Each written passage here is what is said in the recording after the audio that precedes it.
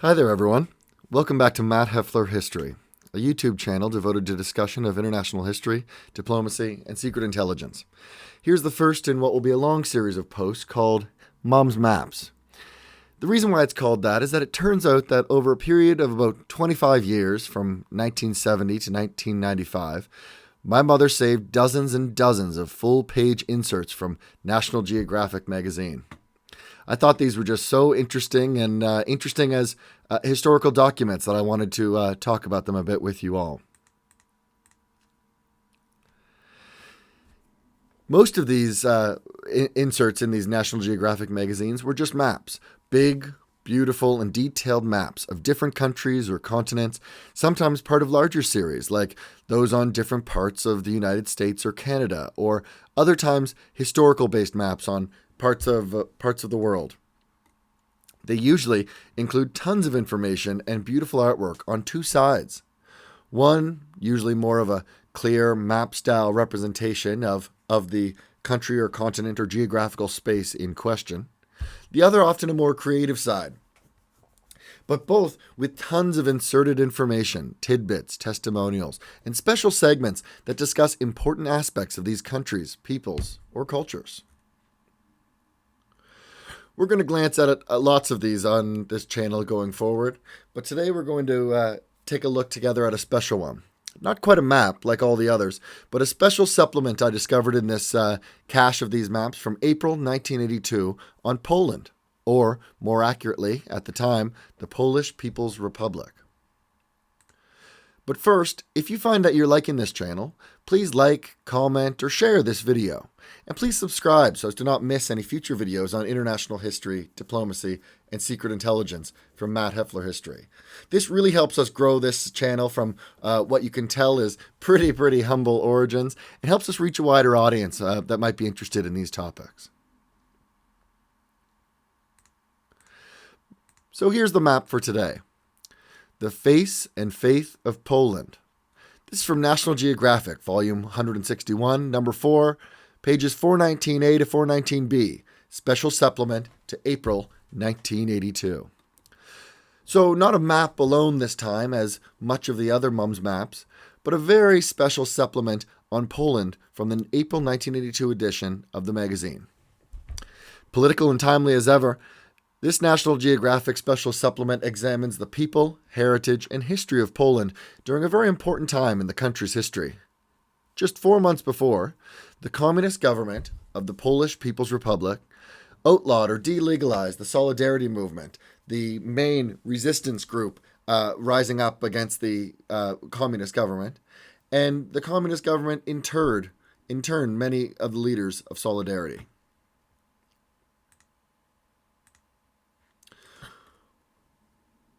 Now, from December 1981 or so onwards into throughout 1982, Solidarity organizes extensive resistance, widespread protests to the communist regime.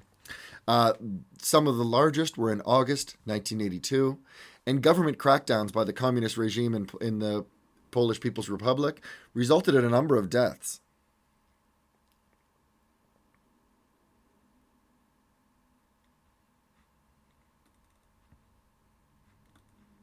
Now, check out National Geographic's special supplement from April of 1982. Notice all of the details offered.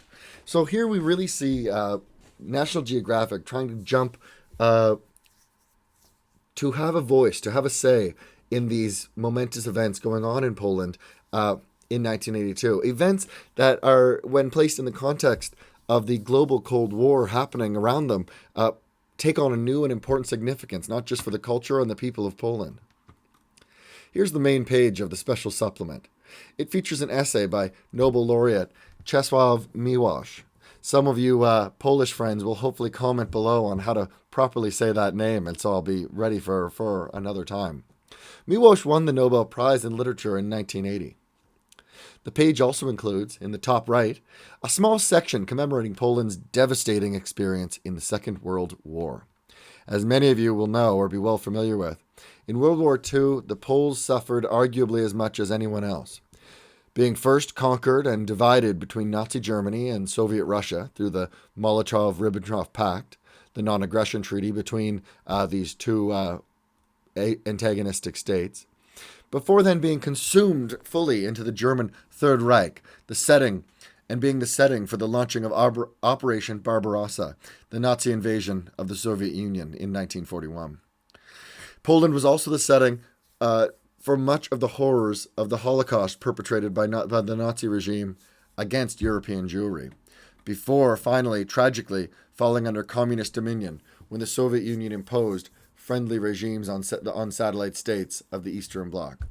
Very, very tragic, horrible history for the state that for the invasion of whom was really the casus belli for the Western democracies to declare war on Nazi Germany in the first place, launching the European aspect of the Second World War.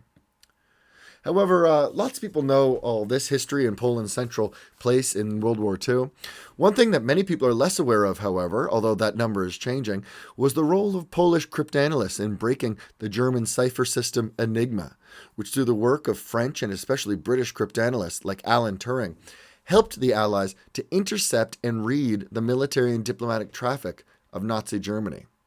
It has been argued that these intelligence achievements, again, that Polish cryptanalysts played a central role in, arguably shortened the war and saved many lives. That's always an anecdote that I really love, and for those interested in signals intelligence, it's something that they should look into further. It also is a fascinating example, in my view, of the role of contingency in the great events of history. Had the British, although the British and the French could really do nothing to save the Poles, militarily they could not get troops through the Baltic Sea to Poland to reinforce Poland against Nazi Germany. It might not even have been a sensible use of military resources, even had they been able to. They didn't feel able to invade Germany from the west and provide a counterweight and add some relief to Polish forces trying to fight to defend itself. And Poland's army itself hardly capable of putting up much resistance against Nazi Germany.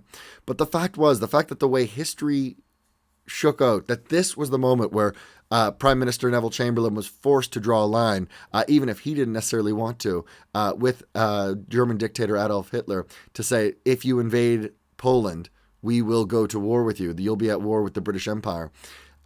This is the reason that Polish cryptanalysts who have performed such secret work on these Enigma machines, and even, I believe, recreating one of these machines, this was the reason that the Brits and the French, who were also doing this sorts of work, were allowed in on the work that the Poles had done so far, and added that to their work, playing this central role in breaking Enigma and providing the intelligence known as Ultra against the Nazis for the rest of the war.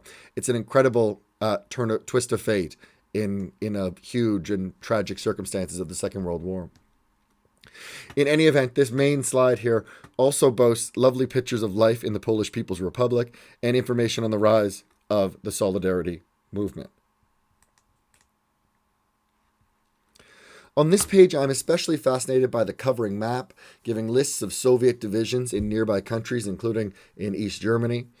It's a stark reminder, I think, of the ongoing Cold War and the armed force needed to keep the Eastern Bloc in line. And aside from that, a reminder that these events in Poland have had such a fascination and would have held such interest in the West and through National Geographic because of the place of Poland within the Eastern Bloc and within this wider geopolitical struggle. I also really appreciate the small section which gives information on Poland's geographic development and sometimes disappearance over the last 1,000 years or so. In particular, you see some of the tragic highlights of the partition of Poland here. There was 3 of them over 20 years in the 18th century, where Prussia, Austria, and Russia split Poland up amongst themselves over that 20 years. It also, in this development, notably points to the partitions of Poland and Poland's reemergence in the aftermath of the First World War. Before then, its replacement or its geographical shift after the Second World War. I won't go into tons more detail here. I doubt that we need it, but I just wanted to point out this awesome old document with you all, and to see if there was a few different things that we'd all like to think about together. There's a whole nother back page that I didn't take time to go into here, with more exposition about Poland and trying to place the situation of 1982 into a wider context, including talking about the traditional Catholicism of Poland that would play such a role in shaping the resistance amongst Poles to communist rule in their country. But I wonder, as the good historians that we are, or that we strive to be, who was this supplement directed towards? This special supplement was produced amid the deep global rivalry of the Cold War, which I keep driving home for us here today. What role do we think this could have played in understanding the Polish People's Republic, or the role of solidarity in resistance, in providing resistance against the communist regime in Poland? And what does this special supplement, as a historical document, tell us today about the wider Cold War, about Europe and the world in 1982? If you have any comments or thoughts on this special supplement, or on any of those questions I just mentioned, I'd love to read them below. Remember, take time to please subscribe or share if you can, or make a comment. It's a big favor to me. And please come back again when we talk again more about Mum's Maps, or maybe back to our Diplomacy and Secret Intelligence series. Thanks very much, and I'll speak to you again soon.